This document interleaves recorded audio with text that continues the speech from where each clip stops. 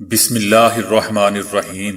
السلام علیکم دوستو، دنیا بھر کی خبروں میں آج آپ سنیں گے، لیکن اس سے پہلے اگر ہو سکے تو لائک، سبسکرائب اور بیل آئیکن کا بٹن ضرور دبا لیں۔ شکریہ۔ افغانستان کو ماضی کی طرح نہ بھلایا جائے، پاکستان کا امریکہ کو مشورہ۔ امریکہ کا چائنا سے نمٹنے کے لیے جاپان، آسٹریلیا اور انڈیا کے ساتھ اتحاد۔ بھارت میں مسلمانوں کے گاؤں میں تجاوزات آپریشن کے دوران پولیس نے 2 افراد کو شہید کر دیا۔ طالبان پر دباؤ ڈالنے کے لیے دنیا متحد ہے، امریکہ۔ مجھے طلاق کے بعد سابق شوہر کے پاس بھیجا جا رہا ہے، ایک افغان خاتون۔ جاپانی سکولوں کے کچھ راز۔ تو آئیے چلتے ہیں اب خبروں کی تفصیل کی جانب۔ پاکستان نے امریکہ پر زور دیا ہے کہ وہ ماضی کی طرح ایک بار پھر افغانستان کو بھول جانے کی غلطیاں نہ دہرائے۔ عالمی برادری کو طالبان کے حوالے سے اپنے وعدے پورے کرنے چاہیے۔ افغانستان میں انسانی بحران کو روکنے کے لیے افغان عوام کی مدد کی جائے۔ عالمی برادری افغانستان کو بھولنے کی غلطی نہ دہرائے۔ امریکہ سوویت یونین کے انخلا کے بعد افغانستان کو بھلا دینے کی غلطی پھر دہرا رہا ہے۔ امریکہ کی یہ سوچ تباہ کن ہو سکتی ہے۔ اس سے نہ صرف انسانی بحران جنم لے گا بلکہ افغانستان میں ایک بار پھر عالمی تخریب کار کی آماج کا بن سکتا ہے۔ پاکستان، روس اور چائنا کے ساتھ مل کر افغانستان کے منجمد اثاثوں کو بحال کرانے کی کوشش کر رہا ہے، لیکن امریکہ ان اثاثوں کو طالبان پر دباؤ ڈالنے کے لیے استعمال کر رہا ہے۔ امریکہ نے کہا ہے کہ ان کا ملک گزشتہ 20 برسوں کے دوران افغانستان کے حوالے سے پاکستان کے کردار کا دوبارہ جائزہ لے گا اور مستقبل میں پاکستان کیا کردار ادا کر سکتا ہے اسے بھی دیکھا جائے گا۔ جبکہ پاکستان کا کہنا ہے کہ عالمی برادری طالبان کے ساتھ جدید انداز میں رابطے استوار کرے۔ طالبان سے جس طرح برتاؤ کیا گیا، اس طریقہ کار نے کام نہیں کیا۔ حالات معمول پر لانے کے لیے افغانستان کے منجمد اثاثے بحال کرنے ہوں گے۔ مقبوضہ وادی کے دیرپا حل کے لیے OIC سے بھی مزید اقدامات کا مطالبہ کیا ہے اور کہا ہے کہ وہ بھارتی انسانیت سوز مظالم کو دنیا بھر میں بے نقاب کرنے کے لیے فعال کردار ادا کرے۔ 5 اگست 2019 سے 80 لاکھ کشمیری بدترین محاصرے، بلا جواز گرفتاریوں اور غیر معمولی قدغنوں کا سامنا کرتے آ رہے ہیں۔ بھارتی بربریت کی تازہ مثال بزرگ کشمیری رہنما سید علی گیلانی کی میت کے ساتھ رواں رکھا جانے والا بدترین سلوک ہے۔ پاکستان ہندوستان کے ساتھ مقبوضہ وادی کے مسئلے کے حل کے لیے مذاکرات پر تیار ہے، لیکن اس کے لیے ہندوستان کو ماحول سازگار بنانا ہوگا اور 5 اگست 2019 کے یک طرفہ اور غیر قانونی اقدامات واپس لینے ہوں گے۔ امریکی صدر جو بائیڈن اقوام متحدہ میں 4 رکنی سیکیورٹی ڈائیلاگ میں شرکت کر رہے ہیں، جس میں امریکہ، آسٹریلیا، جاپان اور انڈیا شامل ہیں۔ امریکی نیوز چینل CNN کے مطابق اس اتحاد میں شامل تمام 4 ممالک کا مشترکہ نقطہ یہ ہے کہ ایشیا میں چائنا کے بڑھتے ہوئے اثر و رسوخ کا توڑ کیا جائے۔ وائٹ ہاؤس نے بتایا کہ جمعے کو جاپانی وزیر اعظم، انڈین وزیر اعظم نریندر مودی اور آسٹریلوی وزیر اعظم واشنگٹن میں امریکی صدر جو بائیڈن سے بات کریں گے۔ یہ ملاقات ایک ایسے وقت میں ہو رہی ہے کہ جب امریکہ کی ایشیا سے متعلق پالیسی میں بہت بڑی تبدیلی واقع ہو چکی ہے۔ اس وقت امریکہ اس خطے میں اپنے سفارتی روابط بڑھا رہا ہے، جبکہ جاپان چائنا کے بڑھتے ہوئے عسکری رسوخ کے خلاف سخت موقف اپنائے ہوئے ہے۔ دوسری جانب امریکہ کے آسٹریلیا اور برطانیہ کے ساتھ نئے دفاعی معاہدے سے بھی یہ بات عیاں ہے کہ امریکہ ایشیا کے بارے میں کافی دلچسپی سے اقدامات کر رہا ہے۔ اس نازک موڑ پر یہ دیکھنا بہت اہم ہے کہ یہ اتحاد آگے جا کر کیا کرتا ہے۔ امریکہ اور چائنا کے تعلقات جو ٹرمپ کے دور میں خراب ہوئے تھے، صدر جو بائیڈن کے دور میں مزید خراب ہو چکے ہیں۔ یہ اتحاد ابتدائی طور پر 2007 میں تجویز کیا گیا تھا، لیکن اسے ایک دہائی کے لیے روک دیا گیا تھا۔ پھر اسے سابق امریکی صدر ٹرمپ کے دور میں چائنا کی اقتصادی اور عسکری سپر پاور کے طور پر اٹھان کے دوران بحال کیا گیا۔ اپریل 2020 میں آسٹریلیا اور چائنا کے درمیان تعلقات میں اس وقت بڑی تنزلی آئی جب آسٹریلوی وزیر اعظم موریسن نے کرونا وبا کے آغاز کی آزادانہ تحقیقات کا مطالبہ کیا تھا۔ اس کے بعد چائنا نے آسٹریلوی اشیاء پر تجارتی پابندیاں لگا کر جوابی کارروائی کی اور ان دونوں ممالک کے تعلقات ابھی تک ٹھیک نہیں ہوئے۔ جاپان نے بھی خطے میں امریکہ کی زیادہ دلچسپی کا خیر مقدم کیا ہے اور جاپان نے گزشتہ ایک سال کے دوران چائنا سے تیزی سے چکنا ہو گیا ہے، جبکہ بھارت اب اتحاد کا سب سے زیادہ محتاط رکن ہے۔ ماہرین کا کہنا ہے کہ انڈیا چائنا سے دشمنی کرنے سے گریزاں ہے، تاہم انڈیا ابھی بھی فوجی مشقوں، ہتھیاروں کی خریداری اور ٹیکنالوجی کی منتقلی جیسے اقدامات سے امریکہ کے قریب جاتا دکھائی دے رہا ہے۔ امریکی ایوان نمائندگان نے اسرائیلی آئرن ڈوم ڈیفنس سسٹم کے لیے $1 ارب کی منظوری دے دی ہے۔ سسٹم کو جدید بنانے کے لیے $1 ارب کے فنڈز فراہم کرنے سے متعلق متنازع بل کی منظوری دے دی گئی ہے۔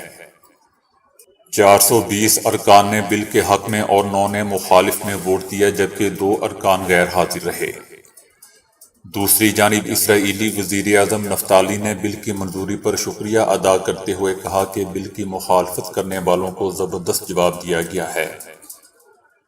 دوسری طرف بھارتی ریاست آسام میں مسلمانوں کے گاؤں میں تجاوزات آپریشن کے دوران پولیس نے 2 افراد کو شہید کر دیا ہے، جبکہ 20 شدید زخمی ہوئے ہیں، جبکہ واقعے کی کوریج کرنے والے سرکاری فوٹو جرنلسٹ نے قریب المرگ شہری پر چھلانگ لگا کر انسانیت کو بھی شرمندہ کر دیا۔ واقعہ کی فوٹیج منظر عام پر آنے کے بعد ملوث شخص کو گرفتار کر لیا گیا ہے۔ بھارتی میڈیا کے مطابق گاؤں والوں کا تجاوزات کیس ہائی کورٹ میں زیر سماعت ہے، لیکن بھارتی حکومت نے عدالتی فیصلے سے پہلے ہی زمین خالی کرانے کے لیے دھاوا بول دیا۔ اپوزیشن رہنما راہل گاندھی کا کہنا ہے کہ آسام میں ریاستی تخریب کاری عروج پر ہے۔ سوشل میڈیا پر بھی بھارتی شہری مودی سرکار کی پالیسیوں کو کڑی تنقید کا نشانہ بنا رہے ہیں، جبکہ بھارتی صحافیوں کی طرف سے بھی اس ظلم پر شدید تنقید کی جا رہی ہے۔ امریکہ کا کہنا ہے کہ وہ پاکستان، چائنا اور روس سے بات چیت کے بعد سمجھتے ہیں کہ طالبان پر دباؤ ڈالنے کے لیے دنیا متحد ہے۔ امریکی وزیر خارجہ انٹونی بلنکن نے صحافیوں کو بتایا کہ میرا خیال ہے کہ مقصد کے حصول کے لیے ایک مضبوط اتحاد موجود ہے، جبکہ طالبان کا کہنا ہے کہ وہ بین الاقوامی برادری سے اپنے لیے قانونی حیثیت اور معاونت چاہتے ہیں۔ بلنکن نے جمعرات کو اقوام متحدہ کی جنرل اسمبلی کے اجلاس کے موقع پر اپنے پاکستانی ہم منصب سے ملاقات کی۔ اس کے علاوہ چائنا اور روس سمیت سیکیورٹی کونسل کے دیگر 4 اراکین کے وزراء سے بدھ کی شام بات چیت کی۔ وزیر خارجہ بلنکن نے طالبان سے افغانوں اور غیر ملکیوں کو چھوڑنے، خواتین، لڑکیوں اور اقلیتوں کے حقوق کا احترام کرنے اور افغانستان کو کسی بھی شدت پسند تنظیم کے ہاتھوں دوبارہ استعمال نہ ہون دینے کے امریکی مطالبات دہرائے۔ امریکی وزیر خارجہ نے کہا کہ طالبان کا عالمی برادری کے ساتھ تعلق ان کے عمل سے ہی ظاہر ہوگا۔ شاہ محمود قریشی کا کہنا تھا کہ طالبان کو اپنے وعدوں کی پاسداری کرنی چاہیے۔ بین الاقوامی برادری کی اخلاقی ذمہ داری ہے کہ وہ افغانستان میں بڑھتے ہوئے انسانی بحران سے نمٹنے کے لیے افغان عوام کی مدد کے لیے ٹھوس اقدامات اٹھائیں۔ افغانستان میں ایک خاتون نور ضیاء نے دعویٰ کیا ہے کہ ان کے اپنے سابقہ خاوند سے علیحدگی کے باوجود طالبان انہیں ان کے سابقہ شوہر کے پاس واپس جانے کے احکامات دے رہے ہیں، جبکہ عدالتی احکامات کے تحت وہ طلاق یافتہ ہیں۔ سابق شوہر کے پاس واپس جانا غیر قانونی اور غیر اسلامی ہوگا۔ طالبان حکام کا کہنا ہے کہ صدر اشرف غنی کی حکومت میں کیے گئے عدالتی فیصلے کے تحت ان کی طلاق کا فیصلہ درست نہیں ہے۔ نور ضیاء کہتی ہیں کہ جب میں نے اصرار کیا کہ میں اس آدمی کے ساتھ نہیں رہوں گی تو مجھے بتایا گیا کہ اسلامی قانون کے تحت مرد کو اپنی بیوی کو مارنے کا حق حاصل ہے، اور یہ کہ ایسی چھوٹی موٹی لڑائیاں ہر گھر میں ہوتی ہیں، لیکن ہمیں ایک خاندان کی بنیاد کو تباہ نہیں کرنا چاہیے۔ میڈیکل چیک اپ کے بعد سامنے آنے والے شواہد کے مطابق نور ضیاء کو کئی بار تشدد کا نشانہ بنایا گیا۔ نور ضیاء کا کہنا ہے کہ انہوں نے اپنے بچوں کی خاطر تشدد برداشت کیا۔ نور ضیاء کی عمر 36 سال ہے۔ ان کی شادی 14 سال پہلے ہوئی تھی، جس سے ان کے 2 بیٹے اور 1 بیٹی ہے۔ گزشتہ سال نور ضیاء نے عدالت کے ذریعے طلاق حاصل کر کے تشدد سے بچنے کی کوشش کی۔ وہ اپنے سب سے چھوٹے بیٹے، جو حال ہی میں 2 سال کا ہو چکا ہے، اپنے شوہر کے گھر والوں کے پاس چھوڑنے کے لیے راضی ہوئی تاکہ انہیں مزید پریشان نہ کیا جائے، لیکن طالبان کے اقتدار میں آنے کے بعد ان کے شوہر نے نور ضیاء اور ان کے گھر والوں کے خلاف کابل کے 11ویں سیکیورٹی ڈسٹرکٹ میں درخواست دائر کی۔ نور ضیاء کا مزید کہنا تھا کہ ان کے شوہر نے یہ یقین پھر بھی نہیں دلایا کہ وہ تشدد کرنا بند کر دے گا۔ تاہم وہ کہتی ہیں کہ اگر انہوں نے اپنے سابقہ شوہر کے مطالبات قبول کر لیے تو زندگی نہ صرف مشکل ہو جائے گی بلکہ ہولناک بھی ہوگی۔ مجھے کہا گیا ہے کہ میں نے انہیں بدنام کیا ہے اور مجھے اس کی قیمت ادا کرنا ہوگی۔ جاپان میں اسکول کو زندگی میں ایک اہم قدم کے طور پر دیکھا جاتا ہے۔ اسی وجہ سے وہاں اسکول میں 210 دن حاضری ہوتی ہے، جو دیگر ممالک کے مقابلے میں زیادہ ہے۔ اگرچہ جاپانی تعلیمی نظام اور دوسرے ممالک کے نظام کے مابین بہت سی مماثلت پائی جاتی ہیں، لیکن اس کے باوجود چند پہلو ایسے ہیں جو اس نظام کو دنیا کا سب سے مؤثر ترین تعلیمی نظام بناتے ہیں۔ چوتھے گریڈ تک کوئی امتحان نہیں ہوتا۔ یقیناً یہ سننے میں عجیب لگتا ہے، لیکن یہ حقیقت ہے کہ جاپانی اسکولوں میں بچے کو علم اور معلومات فراہم کرنے سے پہلے آداب اور طور طریقے سکھائے جاتے ہیں۔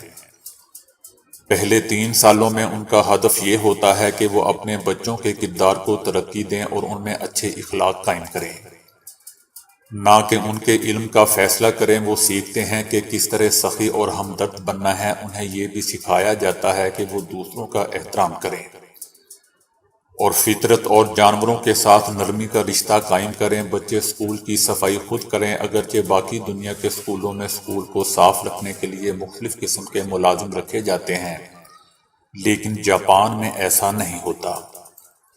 وہاں طلبہ کلاس رومز، کیفے ایریا اور یہاں تک کہ بیت الخلاء کی صفائی کے بھی ذمہ دار ہوتے ہیں۔ جاپانی تعلیمی نظام میں مانا جاتا ہے کہ مل کر صفائی ستھرائی سے طلبہ کو ایک دوسرے کی مدد کرنا اور ٹیموں میں کام کرنا سیکھنے کو ملتا ہے، اور اپنا وقت میزوں کو صاف کرنے، جھاڑو دینے اور فرشوں کو صاف کرنے میں صرف کر کے طلبہ اپنے کام اور دوسروں کے کام کا احترام کرنا سیکھتے ہیں۔